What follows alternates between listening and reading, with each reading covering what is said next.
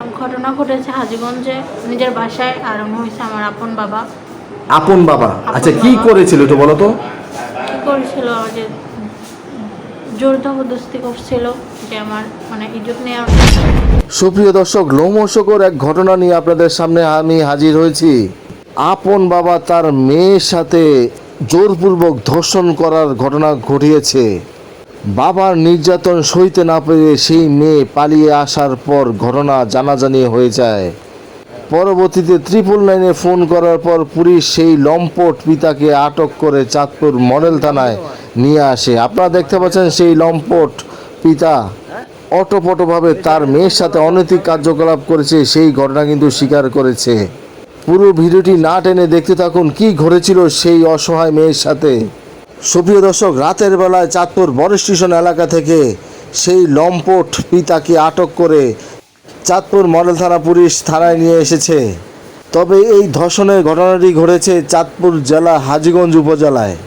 ধর্ষণের শিকার হওয়া সেই কিশোরী পালিয়ে চাঁদপুরে এসেছে। অনৈতিক কার্যকলাপ করার কারণ কি? তোমার তো আপন মেয়ে, কেন এরকম করলাম? এরকম কারণ কি, কেন করলাম?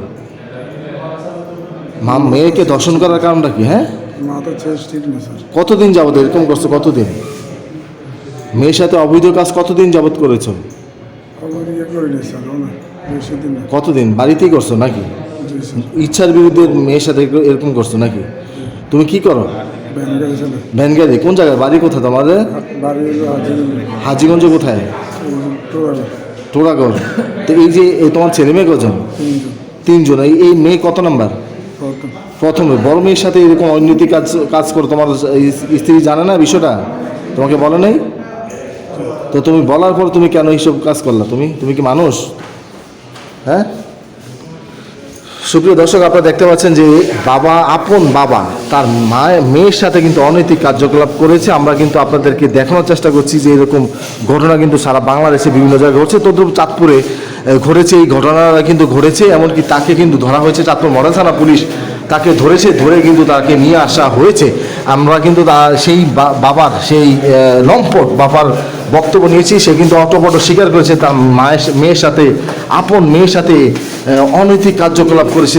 দুঃখজনক বিষয়, ঘটনাটা কিন্তু এক বাস্তব ঘটনা, সত্য, যেহেতু সে নিজের মুখে কিন্তু স্বীকার করেছে যে ঘটনা। আপনারা দেখতে পাচ্ছেন যে পুলিশ তাকে ধরে এনেছে, এমনকি ধরে এনে তাকে হাজতে ঢুকাচ্ছে। আপনাদেরকে জানানোর চেষ্টা করছি যে চাঁদপুর পৌরসভার যে প্যানেল মেয়র, তিনি কিন্তু 999-এ ফোন করেছে। এমনকি ফোন করার পর পুলিশ কিন্তু তাকে ধরে এনেছে বড় স্টেশন এলাকা থেকে।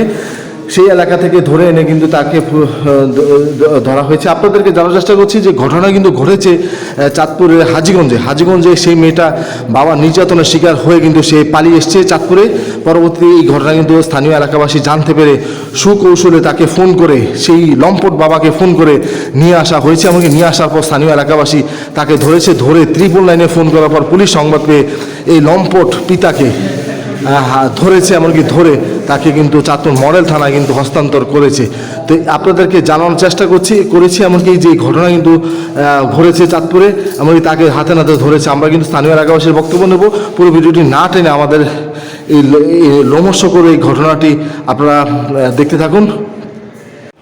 দর্শক, আপনারা দেখতে পাচ্ছেন সেই নির্যাতিত মেয়েটি আমাদের সামনে বসে আছে। আর তোমাকে আমরা তোমার নাম জিজ্ঞাসা করবো, কিন্তু জানতে চাচ্ছি যে ঘটনা কোথায় ঘটেছে আর যে করেছে সে তোমার কি হয়? আমার ঘটনা ঘটেছে হাজীগঞ্জে নিজের বাসায় আর হয়েছে আমার আপন বাবা। আপন বাবা? আচ্ছা, কি করেছিল একটু বলো তো। কি করেছিল, যে জোর জবরদস্তি করছিল, যে আমার ইজ্জত নেওয়ার চেষ্টা করছিল, কিন্তু নিতে পারে নাই। শরীরে টাচ করছিল অনেকবার, যেমন আমার সালোয়ারও অনেকবার খুলে ফেলছিল, কিন্তু পারে না। আমি আমার আম্মুরও ডাক দিয়ে নিয়ে আসছিলাম। তোমার আম্মা তো এই ঘটনা জানতে পেরে তোমার বাবাকে বলেছিল, পরবর্তীতে সেও বারবার এরকম করেছে। এই তার হাজীগঞ্জ থেকে তুমি চাঁদপুর কেন চলে আসলা? হাজীগঞ্জ থেকে চাঁদপুরে এই যে এগুলো এইসব নিয়ে ঝামেলা করে চলে আসছি। একটা ভাবছিলাম একটা চাকরি করব, চাকরি করে ওখানে আর যাবো না, যেখানে নিজের বাবার কাছে নিজের বাবার কাছেও তো সেই মেয়ে কিন্তু যেখানে তার থাকার কোনো সম্ভব হয় না। তাই আমি এখান থেকে চলে আসছি, এখানে একটা চাকরি করব। তো চাকরি করার আমি চিনি না, হাজীগঞ্জ থেকে হাজীগঞ্জের বাইরে কোনো রাস্তায় ছিলেন না। আমি অটোওয়ালারে বলছিলাম যে আমার যেন এই যে চাঁদপুর নিয়ে আসে। তো চাঁদপুর আমি বলছিলাম যে চাঁদপুর স্টেশনে নামাই দিতে, স্টেশনে নামাই দেওয়ার কথা বলছি। উনি আমার কলেজ ঘাট নামাই দিচ্ছে, কলেজ রোডে নামাই দিচ্ছে। কলেজ রোডে নামাই দেওয়ার পরে আমি এখানে এই যে সকাল 11টাতে আসি, তারপর 2টার দিকে ভাইয়ের সাথে কথা হয়েছে। ভাইয়ের সাথে কথা হওয়ার পরে ভাইয়েরা আমরা অনেকবার জিজ্ঞেস করছিল যে তোমার প্রবলেমটা কি, তোমার তুমি problem তাদের share কাছে করো। ঘটনা স্বীকার করেছো, বলেছো, পরবর্তী তোমার বাবার নাম্বার তারা সংগ্রহ করেছে, এমনকি তাকে ফোন করে এনেছে। যে তারপর তোমার বাবা তো অটোমোটোভাবে সব কিছু স্বীকার করেছে আমাদের কাছে যে ঘটনা তিনি ঘটেছে, এমনকি তিনি এটা আসলে তিনি মাথা ঠিক ছিল না, সেই কারণে তোমার সাথে এরকম অবৈধ কাজ করেছে, সেটা তিনি আমাদেরকে জানিয়েছেন। তো আসলে এই যে ঘটনাটা তোমার বাবা যে তোমার সাথে এরকম কাজ করেছে, তো এই ঘটনা তুমি দেশ ও জাতির কাছে কি চাচ্ছ বলো? দেশ ও জাতির কাছে কি চাচ্ছি, একজন লম্পট বাবা তার আপন মেয়েকে যখন এরকম কাজ করতে পারে, সেটা তো আসলে দুঃখজনক বিষয়, তাই না? তো এইটা তুমি কি বিচার চাচ্ছ? যে বিচার চাচ্ছি। বিচার চাচ্ছ না? যে তো দর্শক, আপনাদেরকে জানানোর চেষ্টা করেছি, দর্শক আমরা আপনাদেরকে জানানোর চেষ্টা করছি, আমরা কিন্তু রয়েছি এখন, সেই মেয়েটাকে কিন্তু নিয়ে আসা হয়েছে। তিনি কিন্তু আমাদেরকে অটোপটোভাবে এসে সব কিছু বলেছে, এমনকি তার বাবা কিন্তু আমাদেরকে বলেছে এইরকম লম্পট পিতা তার মেয়ের সাথে এরকম খারাপ কাজ করতে পারে, এটা দুঃখজনক বিষয়। আমরা